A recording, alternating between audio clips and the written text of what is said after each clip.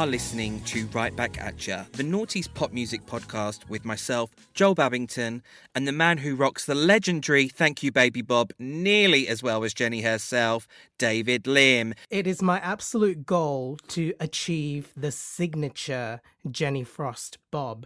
I'm not quite there yet. You know, with my lockdown hair, I feel like this is more Victoria Beckham circa Stop video. Yes, it is. And you have that shirt that's kind of esque of that. There's a Brit Awards performance that I like to think it's similar to. Oh, really? Oh, thank you. You have rocked the Thank You Baby Bob in the past, and I think you're rocking it now. Well, what can I say? Thank you, baby. Exactly. This is going to get old so quickly. And we're like 30 seconds into it and we're already rinsing Jenny's signature line. So. Well, no, do you know what? We're going to get it out the way here because that isn't what we're talking about today. You know, That's another era. That is. So, David, we've already spoken this week in the, behind the scenes look there. Shall we not ask each other how we are? No, because we talk all the time. It's like when the Spice Girls had just broken up and they were all saying, yeah, speak to them all the time. We do, though. We do message on multiple platforms. Sometimes I'm like, I don't know if I've replied to you on Twitter or I need to reply to you on Instagram or I need to reply to you on WhatsApp or emails. Like, we are a very multi-connected friendship. Well, look, I know that if I need a quick answer from you, I'll follow it up on another platform that I'll have a quicker reply. Yeah. Oh, he's just posted an Insta story 2 seconds ago. Let's hit him up there. I've seen you been tweeting and storying. Right, David, we have been blessed with a few more wonderful 5-star reviews. Do you want to take it away and read one out for us? So, guys, thank you once again so much for your support in sharing Right Back At You with your pop-loving friends and just, the energy and just the love that you guys are showing the artists that we're covering as well. Like, it's just amazing to have this nostalgic trip together. We really appreciate any support you can give us on Apple, especially if you leave a 5-star review. That helps bump us up or something or give us more visibility. So we really, really appreciate that. And we've had a couple of new ones this week. This one's by cball999, and the title is Pop-tastic. Always a joy to see a new episode up. Guaranteed fun and lols. Why would you want to sit and read the Wikipedia pages when you can listen to these two read/laugh/do voices and reminiscing on the good times? All pop fans need to listen. ! Wow, I love that. I mean, Wikipedia, we are available to read out. Just hire us. We can do the Wikipedia audiobook, the Naughties Pop Edition. Joe, I think on your tombstone it needs to say we are available because that just seems to be your thing. Like, you're very agreeable to doing stuff. Do you remember that tweet we got last night or the other night? Yeah, yesterday. Where they were like, oh, I want Joel and David to narrate my life. And you're like, we are available. Today, we are, what I feel like, David, and I don't know if you agree, I feel like we're going back to our roots of what our podcast is all about. We are covering two iconic girl bands from the very late 90s and very early noughties. They may have only been around for a few years, but to me, they are a main-fold of pop culture of the time and two huge reference points for both of us, I'd like to say, and for most pop-loving fans of this era. So we're absolutely delighted to do a double bill episode covering Cleopatra and Precious, two iconic British girl groups that really deserved a bit more time in the sun. But you know what? The industry is tough, we get it, and sometimes things work, sometimes things don't work out. But what we're here to do is just celebrate and just embrace the time that we had with them when they were absolutely killing it. So shout out to Cleopatra, shout out to Precious. We want to take everyone on this journey with us. So strap in, guys, get on board, get a glass of wine. We are here. Cheers, David. Cheers to you, darling. Oh, cheers. I'm still on my coffee. I haven't moved to my wine yet. So if you've been living under a rock or if you're younger than us, you might not know who Cleopatra and Precious are. Cleopatra are a girl band made up of three sisters hailing from Manchester. And these girls have such a big story. They were managed by their mum. There's stories of these girls knocking down industry doors, showing up to record labels, management, and just singing in reception. I have so much admiration for the balls and gusto they have. They were eventually signed to Warner in the UK and signed to Madonna's label in the US. They became huge so quickly here in the UK. You know, they had top 20 singles. The following year, they had a TV show. They did a Disney cruise. They did a Disney Channel special. They were on American daytime talk shows. Like, their arrival was huge. And not just here in the UK, but in the US as well. But a main point out for me, David, is that before they were on TV, before any singles were out, they supported Louise on her very first tour in 1997, Louise's Soft and Gentle tour. Wow. And it's a very good fan base to tap into for a pop R&B girl group like Cleopatra. Yeah, exactly. Still those eternal fans. So Precious is an amazing five-piece girl group, obviously very much known and loved for representing the UK at Eurovision in 1999 in Jerusalem. Make Eurovision great again. I think we peaked when we sent Precious to Eurovision, and this is from someone that loves Eurovision. What's really interesting about Precious is they were put together by a management team who wanted to create a girl band for the American market. So All Saints and Spice Girls have done really big things in America, and this management team, wanted a piece of the action. They thought there was room for another edgy girl band from the UK. So they'd been rehearsing and putting themselves together, establishing their act, ready to launch in the industry.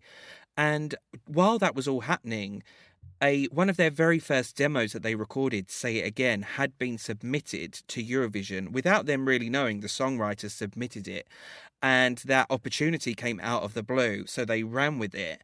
And that probably kind of changed the way of Precious were meant to launch, but I'm thankful it did. And that's kind of the origins of both in a roundabout way. But yeah, in February 1998 in the UK, Cleopatra released their monumental debut single, Cleopatra's Theme. And they are Cleopatra, and as they're telling us, they're Comin Atcha.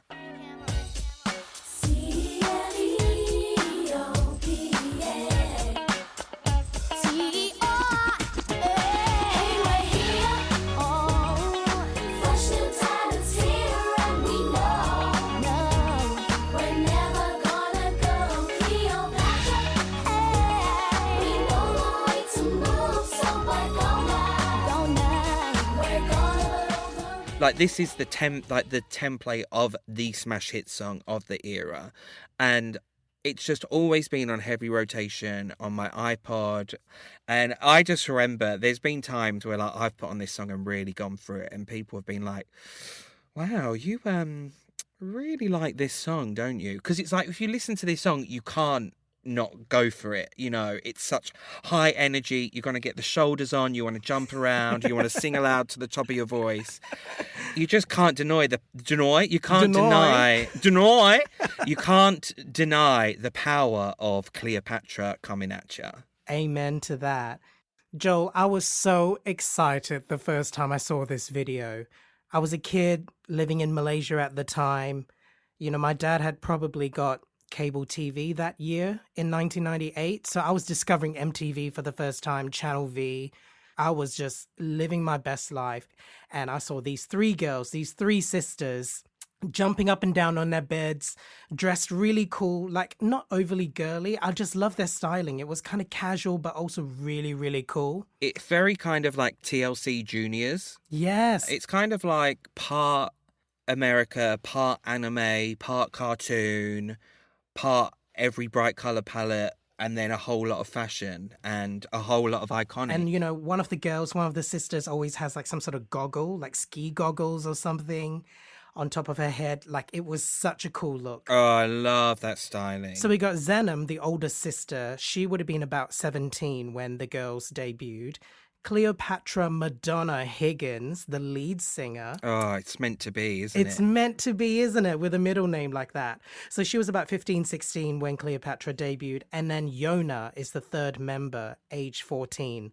They do have a younger sister, Terry, that makes a very prominent cameo throughout their careers. And so does their mum, who sings backup for them as well. I know, that's fascinating, isn't it? It's girl power family affair. I love it. So, David, what a debut single this was. It is their, it's their signature song. You can't say Cleopatra without saying Comin Atcha. 1998, we've had the Spice Girls. Billie Piper's about to come out if she hasn't already come out. It really encapsulates that vibe and that era and British pop at its best. It hits you with a punch. It's full of colours. I loved Cleopatra because they felt so relatable. I was like 7, 8 years old. It felt like they could be your friends if your friends were incredibly dressed and even more talented, The music video was just high production value. I remember seeing that and thinking, wow, this must be like a big American girl group. And it really not introduces you to just Cleopatra, but the Cleopatra brand. You've got the mum there, you've got the younger sister. And I guess that's also why it's more relatable to you and to me as a kid. It felt... Do you feel like that was like such a little setup? Looking back now, that was such a setup for them to get their own TV show. Yeah, so it's really interesting that the TV show doesn't start till the end of this year, because it feels like watching that and what we know of it and the setup of the TV show, they go so hand in hand with each other. So I wonder if that was already being filmed. Obviously, we've covered S Club 7 in a previous episode, and they launched with the TV show first, and then the album and the music came very, very closely. It all makes sense. It all links up. So this song, before we even get into the charts, in America, this peaked at number 4 on the TRL countdown and was heavy rotation on MTV, VH1 and BET. So that is signs of a huge launch straight from the get-go. It's so amazing that just watching back interviews they were doing at this time as well, and they sang a cappella, they sang Life Ain't Easy, which is the next single. And Cleo's voice, the clarity in that when she opens her mouth and belts, I was just like, this is unreal. Like, this is insane. It is just a powerful, amazing voice. Would you sing a little bit of it? I'm going to spring this. I'm actually springing this on you. And you, I didn't... When I see those people sitting hungry in the street, I put myself in their shoes, finding safer places to sleep. People just walk past them when they know there's something wrong. When all I want to know is that if something's going on, because life ain't easy. Life ain't easy. Shall we talk about chart positions? Let's talk about chart positions. So, David, this song was a number 3 smash hit here in the UK. Hit number 25 in Australia. What were you guys doing there? Number 26 in America, which is really impressive. Really impressive for a debut, yes. For a debut from a British band. And, you've got to look at the stats and it's like literally pick a country. Number 11 in Ireland, number 6 in New Zealand, shout out to New Zealand, 7 in Scotland, 14 and 8 in Belgium respectively, and on the European Hot 100 singles, number 26. And also shout out to all 3 sisters because they share songwriting credit on this song. So, ka-ching! In February, they've launched here in the UK, and then in April 1998, Madonna introduces them at the Nickelodeon Kids' Choice Awards in America. What a way to start off your career overseas. Now, if you watch back any interviews that you can find on YouTube of Cleopatra in this time, the number one incessant question they always get asked about is Madonna. What was it like meeting Madonna? Has she given you any advice and all that? And it's just one of those things that just dominates the narrative, but also at the same time, it makes people sit up and go, oh, this is a girl group that Madonna has signed. So it's not the worst thing in the world. History likes to say, and the press likes to say, Madonna signed her to her label. But I think, and they're so funny because in interviews, they're quick to say, well, actually, no, our management discovered us and they've got us where we are, which is so sweet. I would want Jenny Frost, but Yeah, I would want Jenny I can settle Frost. for Madonna, yeah. Yeah, settle for Madonna. Jenny as the Queen of Pop in the UK, introducing the press to the next Queens of Pop. Can you imagine Jenny's like, I've started my own label and I've signed these 2 boys. They're the new Ant and Dec. No, we are not the new PJ and Duncan. We're the new H and Claire? H and Claire. You're Claire. I've started my own label, A Touch of Frost Records. A touch of And frost. I've got the new, they're like H and Claire, but gayer and better. There's going to be a whole lot more spoken word. And the new single is Thank You Baby, the Almighty Remix single edit. And the Digital Spy review is the gay uncle version of Mini Viva. Oh, enough about our fictitious pop duo and back to Cleopatra, who was actually doing things in real life. Well, look, if we can't escape during this time, what can we do? So, in May 1998, Cleopatra released their second single, Life Ain't Easy. Never have truer words been spoken. You gotta lift your head up high and do the right thing because life ain't easy. And how we are is gonna change. We'll make this world a better place. Don't just listen. You better take it in. Think about it, and then we can. Now, this is a gorgeous follow-up single, and what Cleopatra did in this first era is, yeah, they sung your typical, like, teeny pop songs, but they also had other songs of really good, powerful, wholesome messages, which is what Life Ain't Easy was. I mean, this was a song about homelessness, I believe. Yeah, I just think it's amazing for a kid's bop that there's so much empathy in the lyrics. I believe Cleo was the main songwriter behind this as well. You know, lyrics like life don't last forever and forever isn't long. So take a chance in life in this moment. I want that embroidered on a cushion. I want that on a mug. I want that framed in my kitchen. Like, inspirational. Yeah, that is a lot better than, like, Live Life Love or whatever bullshit other people have on there. Framed inspirational quotes. Is it wine o'clock? I loved the music video for this song. It's kind of like a nice continuation to the first music video. You've got the mum again, you've got the younger sister again, you've got Cleopatra, obviously. You've even got the Asian neighbor that complained about the noise in the first video. He's now sticking his head out the window and shouting at the girls because they're dancing on cars and stopping traffic. It's kind of like Billie's Because We Want To, in a way. Teenagers were running amok in the late 90s, guys. Teen revolution. Taking over the streets, jumping on cars, just causing havoc. And then obviously you've got aspects of animation in there, which is lovely as well. Like a Lizzie McGuire moment, you know, when animated Lizzie pops up on the screen. Look at you referencing Lizzie McGuire. Bloody hell, David. Well, Joel, we've been friends for a long time, so it's kind of crept into my DNA now. I'm just shocked. I'm shook. Your impact. My impact. They were invited to perform at the Vatican for a Christmas concert, and this is the song that they sung. And it's a very beautiful, classy performance. A very, you know, like a real honour for a teen band to have that kind of invite of a very, you know, a very hugely respectable carol concert. Absolutely incredible, yeah. So this song was a huge UK number 4.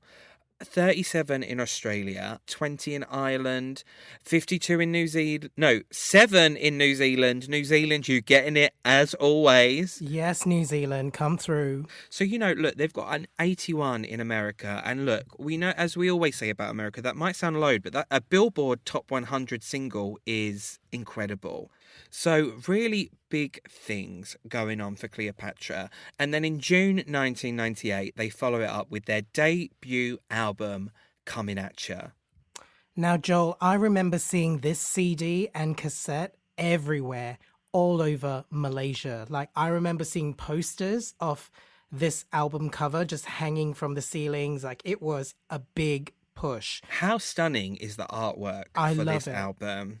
Sisters embracing each other with the bright coloured clothing, but then you've got the very serious black background. You've just got, you know, it can both be like a kid-friendly pop album, but then also cater to a more serious market, I think, with that cover.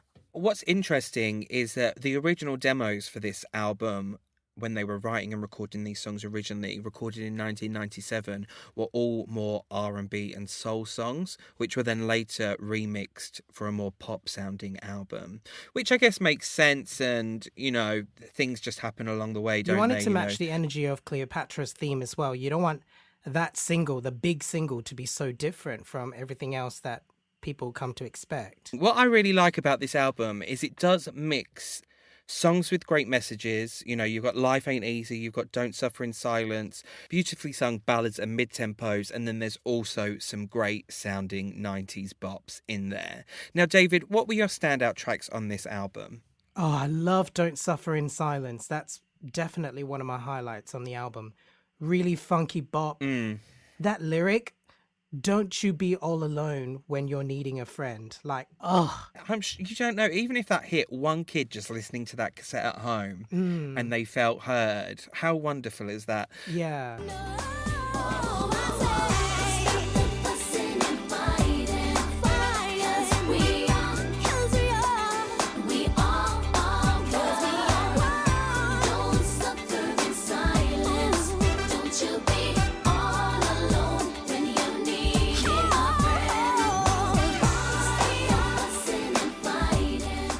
They were really giving us baby eternal vibes on this album.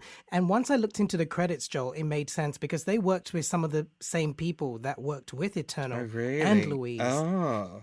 So I loved Don't Suffer in Silence, but also What You Gonna Do, Boy. Yes, that's one of my standouts. I think because the album has been so gentle and so empathetic, I was like living for that kind of spicy moment.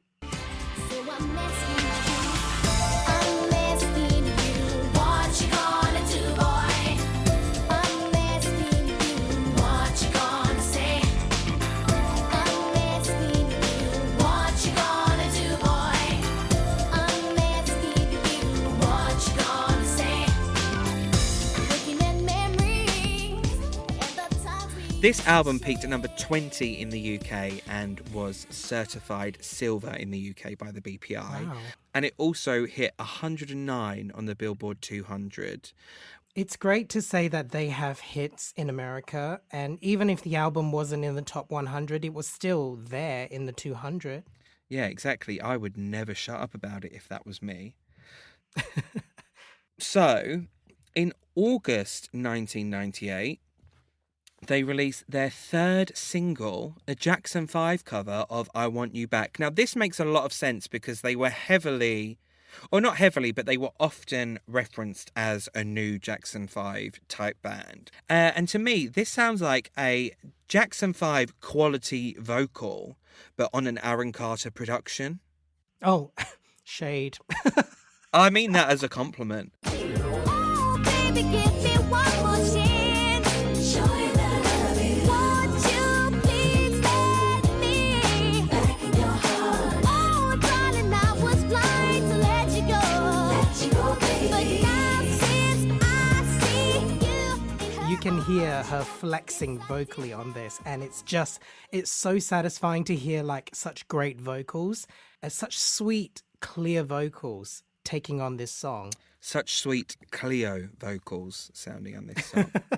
What I think this did greatly is it was one for the parents and the kids. Yes. So when you're at the concerts or on the radio or listening to the CD or even buying the single, you know, if the kids have got something on repeat, it appeals to the parents as well. Yeah. We talked about this when we spoke about S Club Juniors and when they covered Puppy Love, and how at that time we were like, oh, it seems a bit old-fashioned to cover that song. But, you know, you cannot underestimate the parents' appeal as well. You got to think about that as well. Exactly. They're the one dishing out the coin. Mm-hmm. So this went in at number 4 here in the UK, a third top 5 hit for Cleopatra. It hit number 19 in France, 98 in Germany, 26 in Ireland. What were Ireland doing? I mean, they're charting a bit lower there in Ireland. Come on, guys. You must get SMTV there as well. Like, what's going on? 13 in New Zealand and not charted in Australia or America. So must have not been serviced over there. Because really, in my memory, and still in 1998, I was living in Malaysia.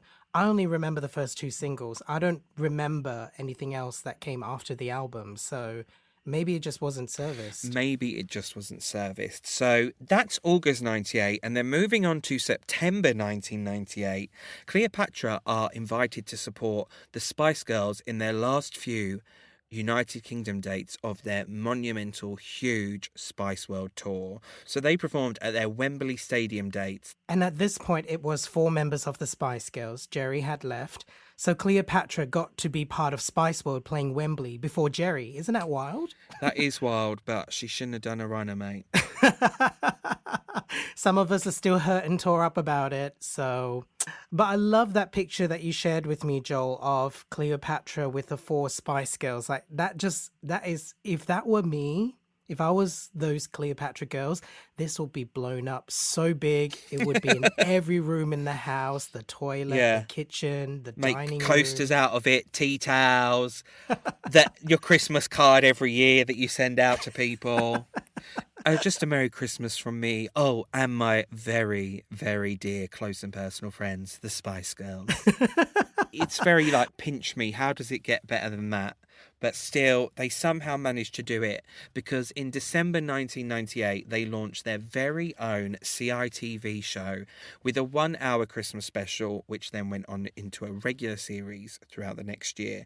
Now, this CITV show was really clever because it was part sitcom. It featured the mum and the sister. It cut between sitcom, it cut between documentary behind the scenes on the road, and there were performances as well. And it also, you got to know each member of the band and the family as characters that are based on their real lives. Come on, Yonah, open it. Let's see what it is. Come on, open it quickly. Come on, sit down. Come on, come on. Open it. Open the thing. Beat my Valentine 1539. He's so mysterious. Why can't I find a man like that? Don't look dying old maid. Valentine 1539. That's it. What's it? It's a telephone number. Well, it would be if it had more digits. It's all on YouTube, by the way. Series 1, I think maybe series 2 And 2. and series 2. So you can watch the episodes back. You know, if you've got nothing to do in lockdown, just watch the Cleopatra Comin Atcha series.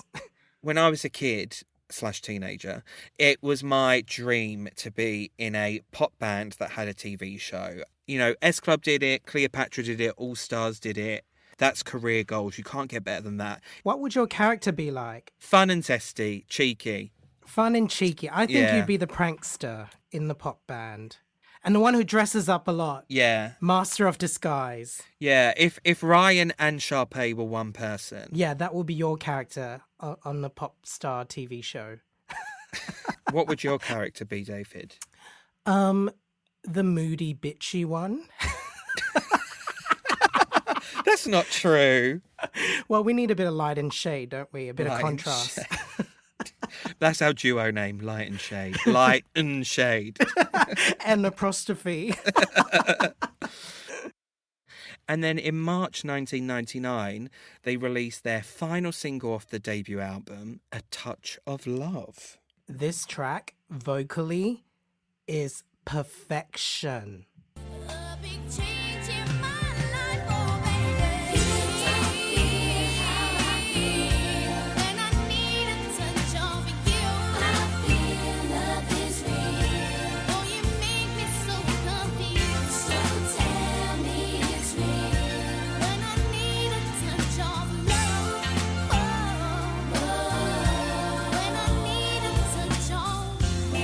It is stunning, and it's so surprisingly mature, the song and the video. Yes.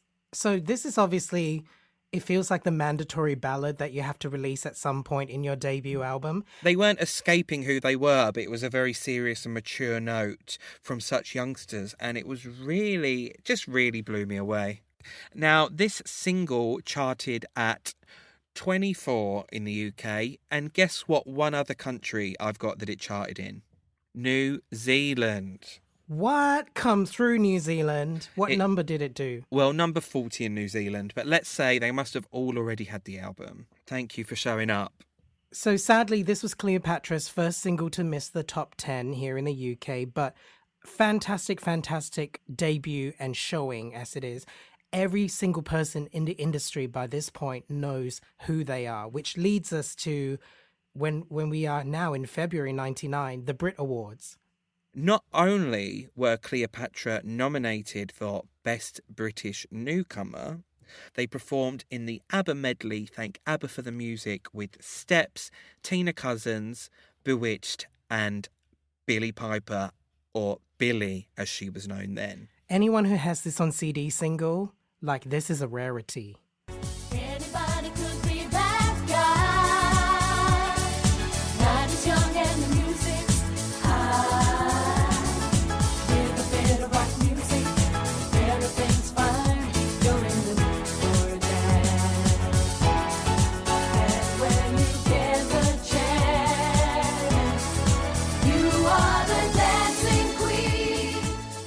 I was at home watching this Brit Awards and I was blown away. I just was obsessed. I absolutely loved it. It was the best thing I'd ever seen. It was iconic. And I still think, how did Tina Cousins get there? But anyway, it doesn't matter. You know, because everyone else just seemed like such a kind of smash hits act.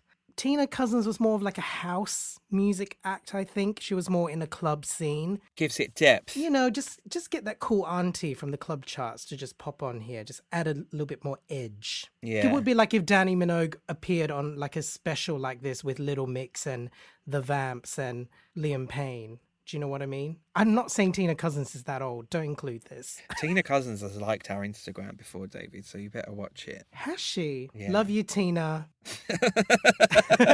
Love you, Auntie Tina. So, this song was really hugely successful, David.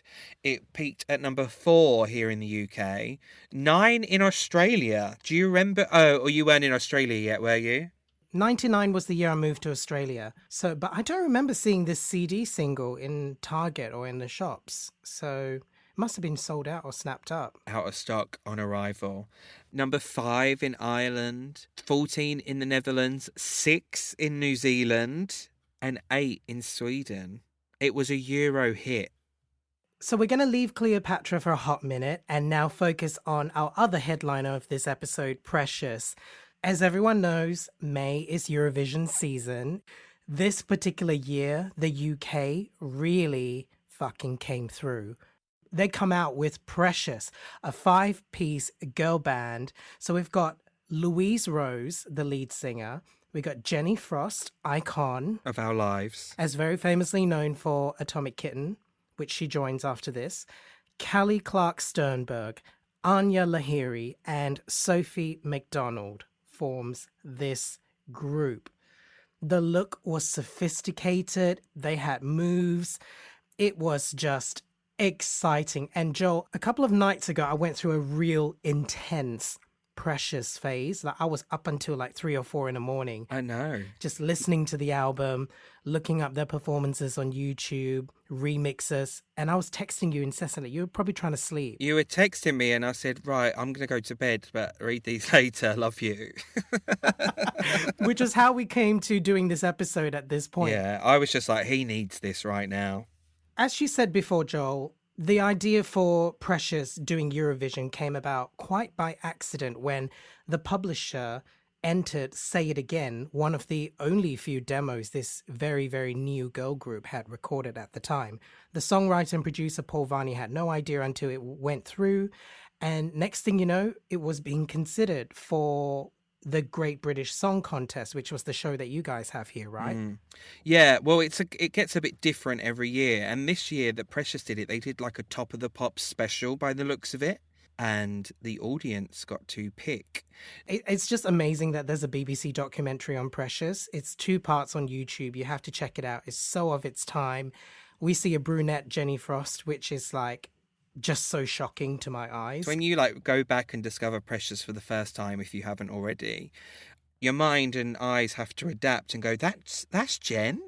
But Jenny is so present in that documentary as well. You really, you go into her family home, you get to know her crew. Yeah. Puts her in I front think of they the were group. gunning for her to sort of be the spokesperson from the amount of airtime she got anyway. It's about 6 months ago when we formed the band Precious. When I was at school, I never really knew what I wanted to do, and when I told my friends that I was in a band, none of them took it seriously at all, but now they do. I think Eurovision's really got a stigma attached to it. There's people think it's like kiss of death and cheesy and whatever, but hopefully we're going to change that totally. Right, well, I'm not being rude, but it's like 5 minutes and the programme's starting, so do you mind if we just stop the interview now so I can go and join my family and friends? Because I want to get a glass of wine and start to watch it. Okay? You have to go and watch this documentary because it is more like a few days in the life of Jenny Frost. They knew that 20 years down the line, there'd be a Jenny Frost Stan podcast and wanting to watch it. So after winning a chance to represent Britain, Precious was signed by EMI, and there comes the plan to record an album and tour and all that kind of exciting stuff. So it's really quite amazing that a record label will go, okay, these girls could clearly do something. At that point, the UK was doing quite well, right, at Eurovision? The years before, they did quite well. Yeah, middling to well, yeah. So, what's interesting, Joel, is that I've actually had an experience of this level of Eurovision myself. Mm. When you represented Australia. No. That wasn't Dami Im, that was me in a wig. In 2016, I represented Joe and Jake, who repped the UK. So really, you repped the UK. You were representing them. They repped the UK. So Joe and Jake's management came to us and said, look, we want to do a 2-week campaign. We want to make sure the boys get the public's vote to represent the UK at Eurovision. You know, David, what do you think about Eurovision? I was like, you're talking to the right person here. The week of the show, like, I absolutely made sure they killed it. Like, they were in Metro twice.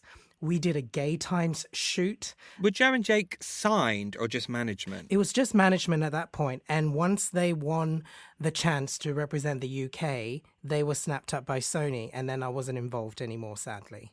But it was very fun for me. The other acts didn't have a look in then, did they? If they've got David Lim doing the PR that in the 2 weeks build up to it. Can we get in the Metro twice and in Gay Times, please?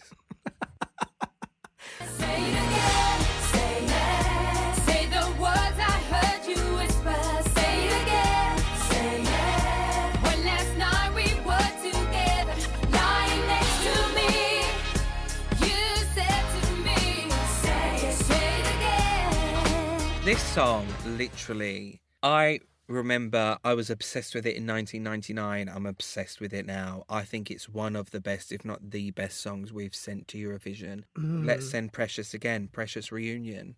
So Say It Again was produced by Cutfather and Joe. They're a Danish production duo who at this point had worked with Five, Another Level, CeCe Peniston. Years and years later, they'll go and do Kylie Minogue's Get Out of My Way and the Saturdays If This Is Love. Wow. So these people know what they're doing, and that's the kind of pedigree of what we were sending to Eurovision, just so people know.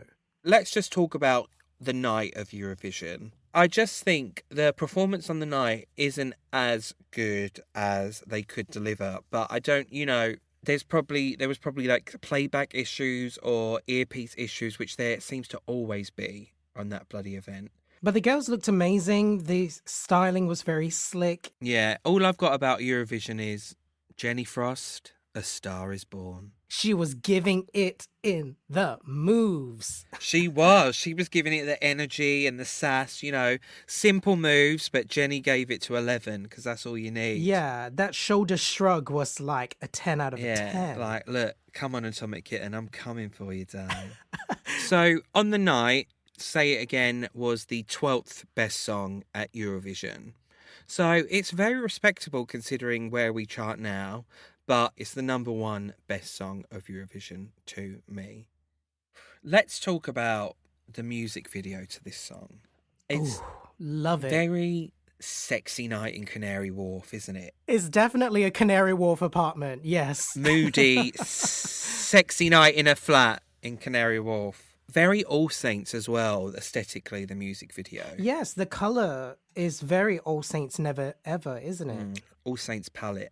So they also made a big, glossy American music video for the song. I've mixed feelings when British acts do US music videos because a lot of the time they don't feel necessary. Like, if you look at the Atomic Kitten Whole Again US music video or the All Saints Never Ever US music video, they don't seem necessary to me, and it seems like that is a lot of money spent that could have been spent on just like pushing the single in other ways. But I kind of understood the reason for them going with a different look for Say It Again. I guess they wanted to launch a sexier girl group. So, they're putting these 5 girls on a tropical island. They're dancing in water. Yeah, so they're very like babes washed ashore on a desert island music video. So it's looking more like an FHM shoot Yeah. versus a moody All Saints music video from the 90s. So Say It Again charted at number 6 in the UK, and it stayed on the UK singles chart for 15 weeks. It made number 34 in Sweden, number 36 in Belgium. So, there was a little bit of European love for it as well. Amazing. So then now Precious are going to sort of get back to work and work on the rest of the album.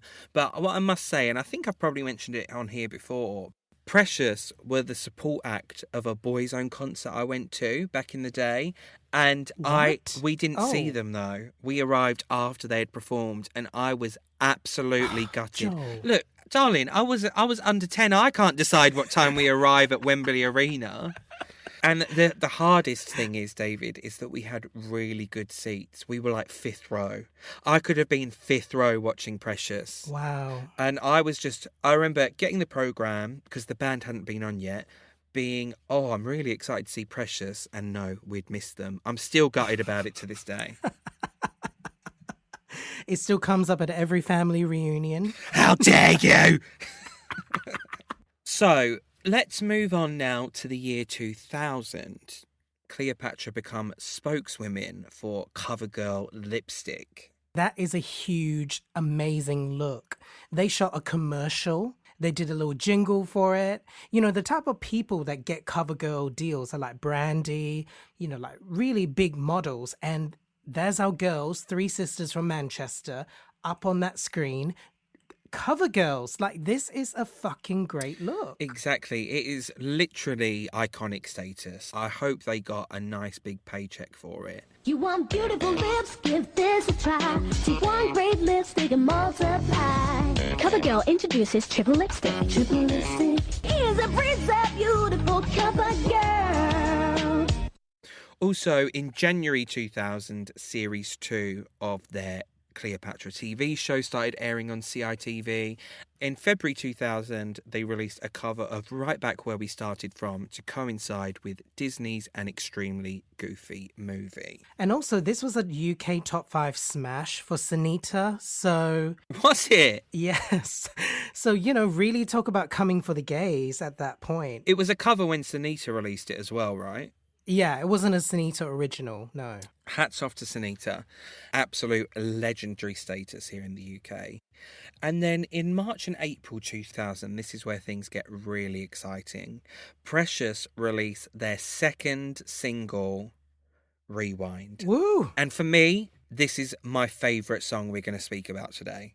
Let me show you everything that could be, all the love that's in me when we're again. Oh my baby, I can't deny just what you mean to me. Words can describe, it's all in my heart. The more I try to live individually, something tells me take it back in time, take it back in time. Rewind. Fucking hell, this sounds like Britney's Baby One More Time. Like, it really feels like a very good pairing. It's the era. A lot of songs have that, you know, in a great way, because that is just how songs sounded at the time. This is literally Precious giving the gays everything they want. Oh my god. The music video, they are sexier and sultrier than ever. Dressed in all black leather trousers, serving hair flips, choreography. Like, this is what we love in a girl group, isn't it? Imagine if warehouse raves were like this. Sexy fences, sexy warehouse, sexy lights, sexy black and leather dress code, pop as a clock, pop bops only. Wind machines everywhere. Oh, They would be amazing. And, you know, not like whatever music they play at warehouse raves, but just songs that are Precious Rewind level only. this is what we need to do, really. Not just create a club night, like a Right Back at Your club night, but a set within a warehouse that looks like a Y2K pop music video. Yeah, a pop-up rave Y2K party.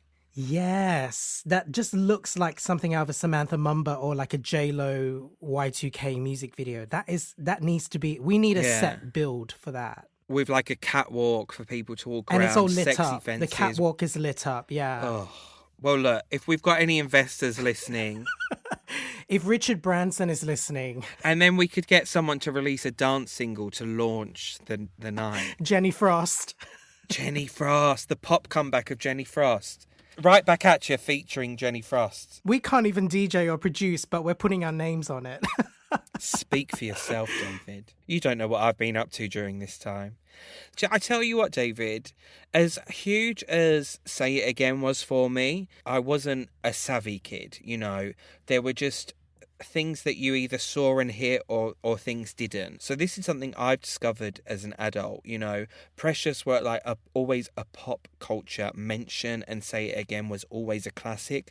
But beyond that, I was a bit oblivious. I saw Precious in that Boy's Own booklet, but I didn't know or have the other work known to me. Sadly, because you weren't aware of it at the time, you couldn't go out and really stan and, you know, buy the single and really get behind it. It is devastating.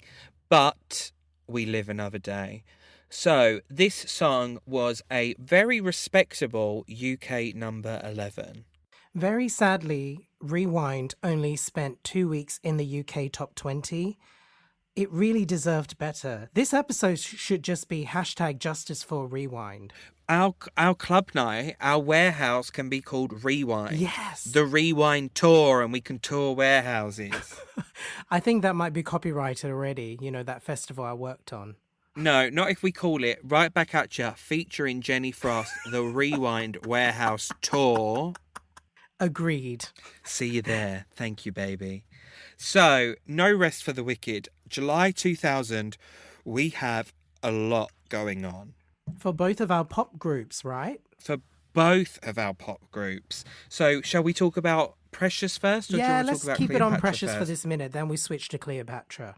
So, we have the third single from Precious. It's gonna be My Way.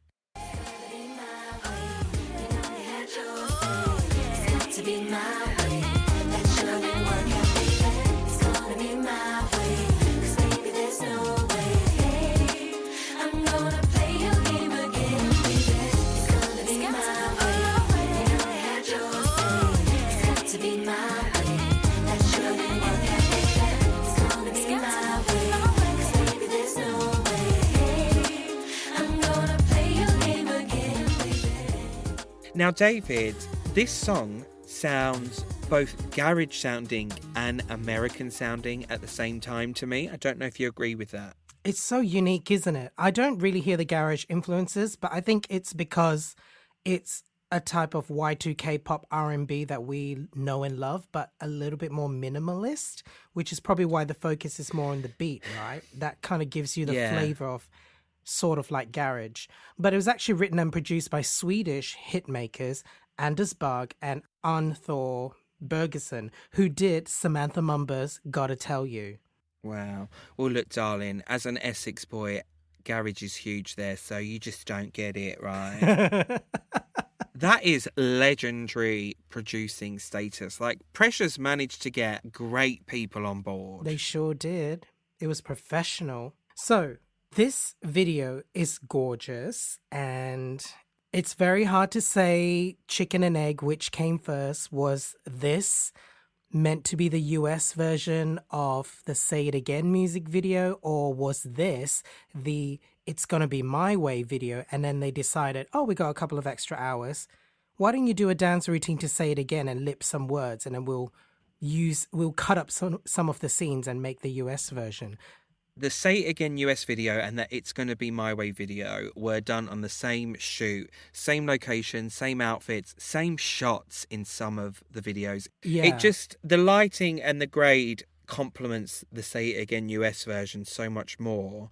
So you saying this music video they shot is a better look for Say It Again US version than it is for It's Gonna Be My Way? Yeah. Well, I just think if you look at them as two final products, the Say It Again one looks better, but I think the point of it I'm must the have been opposite. I think in my heart and my mind, this is the It's Gonna Be My Way video. And I love that it was such a slick and minimalist R&B song, but they're just going it large with this FHM style beach shoot on a desert island. For me, it just feels better for this than Say It Again. Right. If I had a choice though, if I had creative direction, I would not use this set or this mood board at all for either songs. I wanted to see more choreography, maybe like a more inner city look for It's Gonna Be My Way. Maybe like, oh my God, like what the Bardot girls had with Poison, where each girl has their own room. Yeah, that would be cool. That will be cool. Just a show of everyone's personalities, But it's not going to be my way for this video, so we got to let history be what it is. Yeah, we can't rewrite history at this time. So, it's going to be My Way charted at 27 in the UK. Very, very sadly, the single was out of the UK top 50 after the second week. So at this point, I bet EMI is probably thinking, shit. But I have to say, I commend them for keeping going with Precious. Like, the girls weren't dropped. Yeah, and we've got to be really thankful that the album did come out, which we'll get to, because we see a lot that, at 27, we wouldn't have the luxury of seeing the album after that. From one of our girl bands to another, we're going to talk about Cleopatra with the UK single of their second album, Come and Get Me. It actually charted 2 weeks after Precious's It's Gonna Be My Way.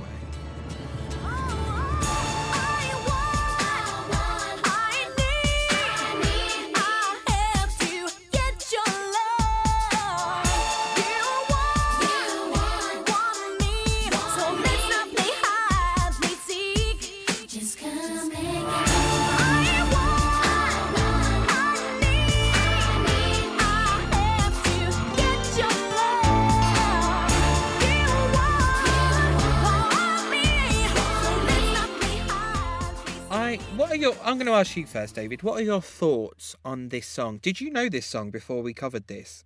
I was not aware of Come and Get Me, this comeback single. So this is all brand new information for me. Looking at the artwork, the shoot. As they said, press here to start. And you did.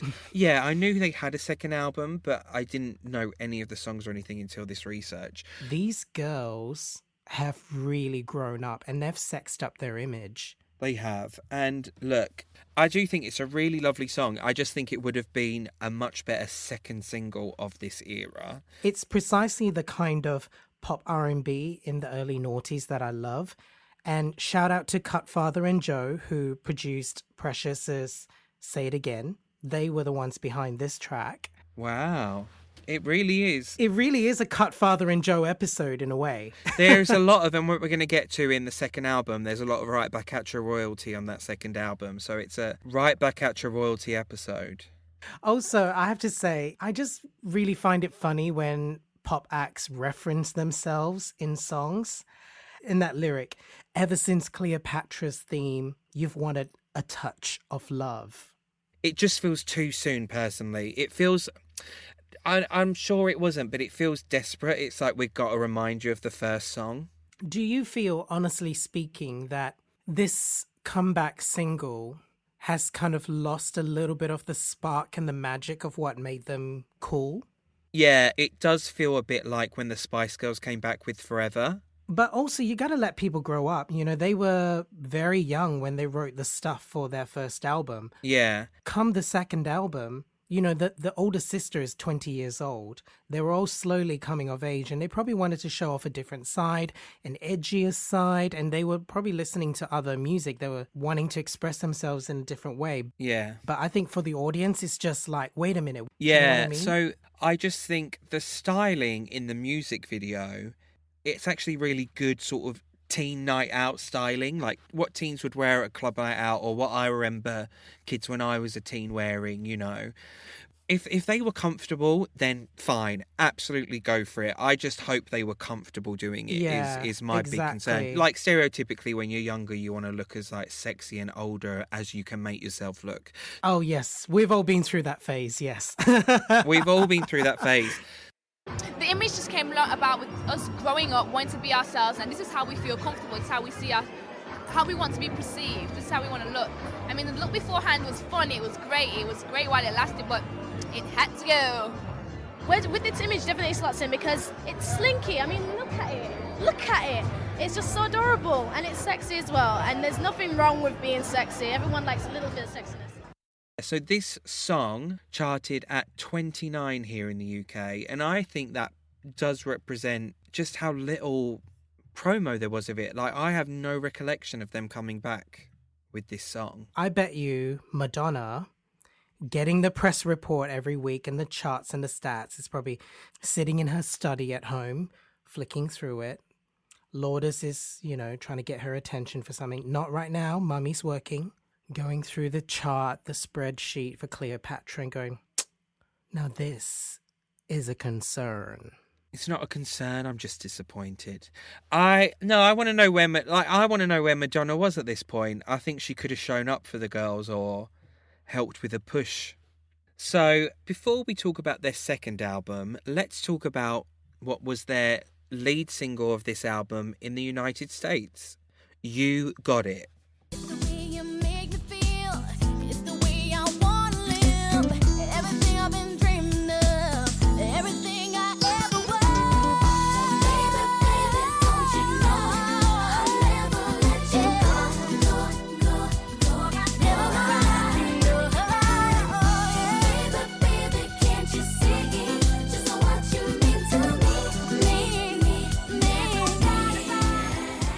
Now, Joel, this is my favourite song on the album, I have to say. Oh, really? So this, I do think, is a fabulous single and music video. I think it's also really expensive and elaborate. It's just, if you have this under your sleeve, why not release it worldwide? Why not use this as a big comeback in the UK? I love a noughties club music video where people like strutting through. Like how Mystique has One Night Stand and the girls are hitting the clubs together, they're strutting in together. I am desperate to go to this club. It's especially when in TV and film and music videos, when clubs have more of like a theatrical look, when it looks like a theatre that's turned into a club, which this kind of looks like. It looks like Coco. It looks like Coco. It's so cool. Finally, we've got a cowboy hat, which I think is for the first time this episode. I would wear the outfits in this video if I could pull it off. You got them every single look. Every single look. You got them getting ready in front of the mirrors, which again is just another big room in this venue. And so you got getting ready, and then you've got hitting the club, and it's just big teen night out. It's just fun, isn't it? It's a girls' night out. So that was the only single in the US, like the other single was the only single in the UK.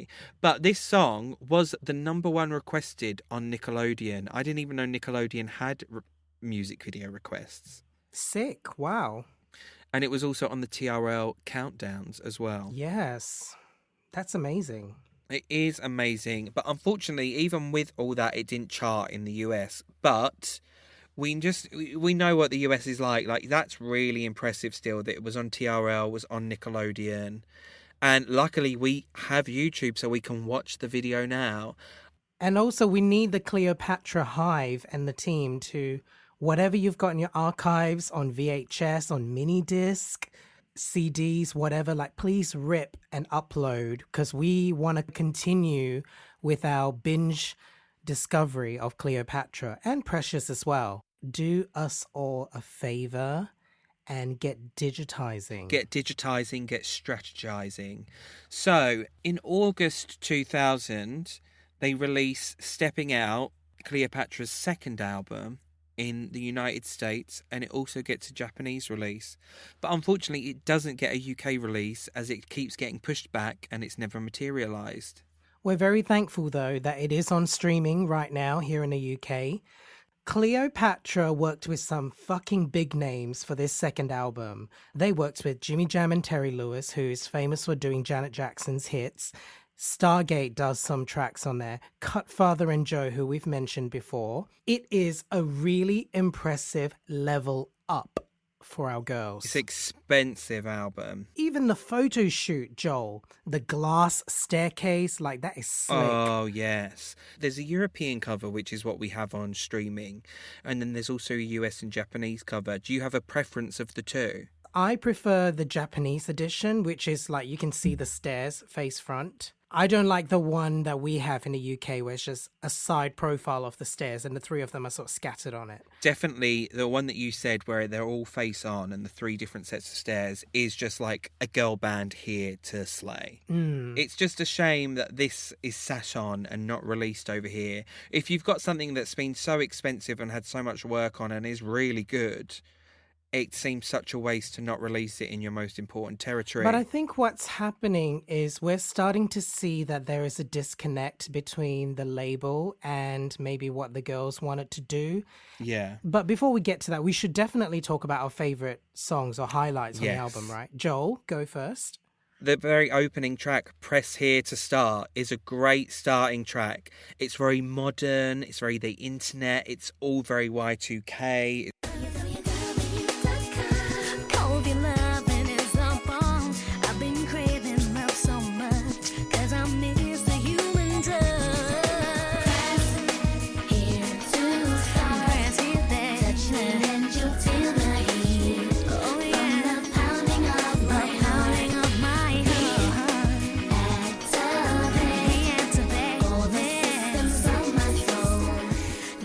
You know, I love nothing more than a love song or a sexy pop song with technological references, like Britney's Phonography, like Beyonce's Worldwide Woman. Digital Get Down by NSYNC. Digital Get Down, yes. You know, the girls, the Cleopatra sisters on here were like whispering, click here. You know, we've got lyrics like, my software needs some protection.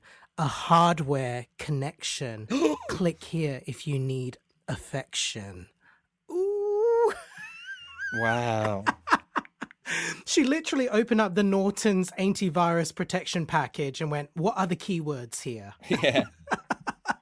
I also really love the album track Who's Your Woman, which in my mind I'm picturing as the Joel Babington album 1 R&B song. Yes, thank you for that. Like you on tour with hip hop dancers, really giving it big with a choreography. Yes, that's your contribution to JB1, and I really thank you for that. Thank you, baby. It's a real... Thank you. Everyone's It's a sick real of it by this highlight. point. I'm sorry, we're just pushing it too far.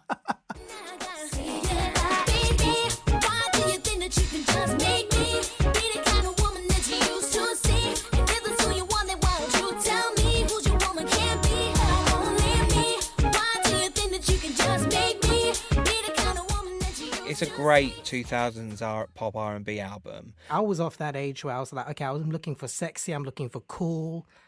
You know, that was the vibe. Another one of mine is You Can't Be In My Life. It's very like Spanish meets garage, which is cool. And then I really like the closer, Take Me Now, Stop, Stop. This is the one, I think. Oh, That's yes. like- I had a really good afternoon in the park listening to this second Cleopatra album. And when I got to the end with this track, I thought, okay, Joel's going to really like this one. Aw. And I did.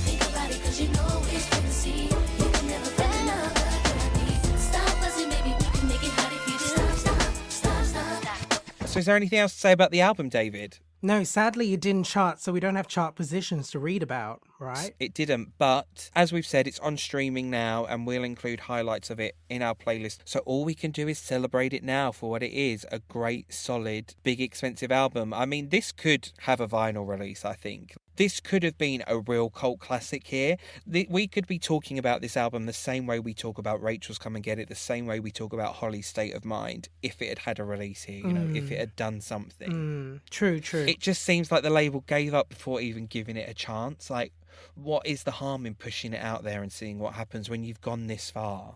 That's how Cleopatra goes for now. We're going to finish off the episode with the remaining Precious single and all-important debut album. Now, I'm very excited about this part as well because, you know, from like the late 2 a.m. texts I've been sending you, this is like literally what I've been chomping at to discuss. So, shall we talk about the single first and then get into the album? Go for it, yes. So, New Beginning, the fourth and final single from Precious in November 2000. Now, this song, it's probably the least favourite of my singles, but it actually grows on me every time I listen to it. Yeah, I know what you mean because I felt the same way as well. Like, I never really had much time for this, even when I was listening to the album, but I find the chorus keep getting stuck in my head. Every time I look at the word new beginning, I can hear it. Where are you now when I fall? I'm trapped inside these four walls. Somebody answer my call. Somebody tell me. Let's make a new beginning. Don't be afraid of dreaming. This love has always been part of our lives. We'll never stop believing. We'll never lose the feeling. It's not too late. We can win. No, It sounds like Rewind, but if the bop was taken out of Rewind. A bopless rewind. But it is it's a great music video. They had really great music videos right up until the end. Oh my God. Like EMI was putting the budget to good use, weren't they? Exactly, yeah. The styling for this video is very Eden's Crush. You know, we've got sexy top, ripped jeans, heels, choker, wind machine in the hair flips. Yeah. Sexy casual. So this charted at number 50 in the UK, and Bloody hell. yeah, and you know, it did come out around the same time as the album, and in my mind, I think they should have just released the album and really pushed the album. Like, all the budget for this song and single could have just gone to really pushing the album. It's quite astonishing that the Precious album arrives in November 2000 when it really maybe could have been an early summer release. Like maybe when Rewind came out, they could have done the album then. Yeah. I don't know whether it was completed by then, but that sort of feels like the time to do it. Yeah, and if you've got 4 singles out by the time the album's out, it's a bit... Nowadays, you would do that. These girls were just trailblazers, you know? So, number 50 hit here in the UK, and shall we talk about the self-titled debut one and only album to date from Precious? There's nothing more I would want from this very moment than to talk about that. I need to ask you, David, what are your standout tracks? Come on, hit me with it. Oh my God. Let me go through the 67 texts I sent you that night. So, Joel, first and foremost, this album has amazing pedigree behind it. You know, we've got Quiz and La Rossi, who do Steps, and eventually, years down the line, will do the Saturdays Up. They're the main producers on this Precious album. My highlights on this album, obviously, we're passing the singles. Stand Up. This Y2K disco vibe. Yeah. Is very kind of foreshadowing of what Atomic Kitten would do, wouldn't it? Very Atomic Kitten album track, and I think it is the real album highlight. You know, not to take anything from the album, but Stand Up doesn't sound like anything else on there. That's kind of why I think we appreciate it so much, because we've had this, you know, beautiful flow of pop R&B, and suddenly this is disco. doesn't really matter how, doesn't really matter why. I just need you to decide. Baby, stand up if you're looking for love, if you're looking for me. I don't wanna wait in vain. Stand up if you're looking for love, if you're looking for me. Show me you want me. Stand up if you want me. Stand up. We weren't the only ones that saw a bit of potential. So there was a Precious stand-up club remixes vinyl issued out the year before this album came out. EMI released Stand Up as a white label club only single. I don't know if we've talked about white label releases before on this podcast, but it's basically like, and they do this with a lot of our pop acts. They don't put their pictures on the release. It's just plain white with just, you know, sometimes the artist name isn't even very prominent or very big because they don't want DJs to have a certain preconceived notion before listening to the track. This vinyl didn't include the album version, though, no, just remixes. I think it was just remixes. The type of people that were remixing was like Mood to Swing, who have had success with Ultra Nate, like really credible people in the underground dance music scene. So I think it's amazing that there's this other side that the label was trying to achieve with Precious. Like, Club Darlings. yeah. And if it was one of the earlier recorded songs, I wonder if that was kind of the more original sound was disco pop, or there were more disco poppy songs on there. Who knows? They've already done 4 songs, and then you can pretty much list the rest of the album. I think Much Too Little is a great mid-tempo album track of the time. Like, it really encapsulates what you want from a girl band mid-tempo of that time. I think Step To Me is a really good album track. It's kind of funny, but I don't know what to do. Yeah. I've heard some rumors, but I don't know if they are true. Baby, I want you next to me. Can you show me how you feel? If you like. And then, of course, David, is it even a pop album if there isn't a Diane Warren track on there? There is a Diane Warren track? Yeah, I Count the Minutes is written by Diane Warren. Is there? Wow. It's quite catchy, that ballad. I count the minutes. I count the hours. Right? Yes. And also, did you know, David, the song These Days, It's not the Bardot song. it's not the Bardot song, but it was re-recorded by Mystique. What? It was included on their album Licking on Both Sides. No way. Our very loyal listener and follower at eLondonLad pointed that out to us, so shout out to eLondonLad. Shout out. If this was released on vinyl, David, would you want to get a copy of it? I would want it in my collection because I feel like it's been so integral in my 2020 music experience. Like, don't be surprised when Spotify releases my 2020 songs, most streamed songs. Precious Stand Up is going to be in there. And then I just want to ask you, is that your favourite album of the 3 albums we've covered in this episode? I think if we can cherry pick from both Precious's debut album and Cleopatra's second album, then you'd have the perfect album for me. That's really interesting because the second Cleopatra album is such like a David Lim shoehorned for you album.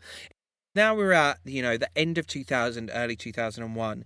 Precious disbanded at the end of 2000. I guess they were dropped, not even reading between the lines, unfortunately. And what's interestingly enough, Precious ended at the end of 2000 and Jenny joined Atomic Kitten in January 2001. Talk about a smooth transition from one job to another. She probably had a week off, It's gardening literally- leave. Get that P45 from Precious. Thank you, baby. Go into Atomic Kitten. Call my name. Straight into rehearsals, fittings, photo shoots. Yeah, learning the lyrics. Jenny, has it been difficult fitting into the band? No, it's been good fun actually. It's been a bit hard work, but they didn't steal me from Precious, right? Precious. All right, okay. Right, Let's resolve the Precious situation. let's get it over and done with. Precious had split up before Christmas, and then I wasn't doing anything. I was unemployed. Right? She was on the dole, man. You're on the pop sub bench, weren't you? Yeah, I was on the pop sub bench, and then the girls phoned me up and asked me to join, so I joined them. Was there a little card in And the they got unemployment nice. office saying singer needed for band? Yeah. And then also, we have to say, in 2001, the Cleopatra Girls did release a Japanese-only single from the second album, Yes, This Party's Going Right. I do think it's a really good song, but I was expecting something a little bit more pop as fun for the Japanese market. I wonder if they felt obligated to release this because this was, I think, the only Jimmy Jam and Terry Lewis produced song on the album. Knowing the kind of level of hits that these guys produce, this is by no means the best of what they can do. This party's going right. I don't know where to put the spotlight. Everybody's in the groove, gonna have the time of our lives. You feel good, alright. You're looking fine in the party here tonight. Yeah.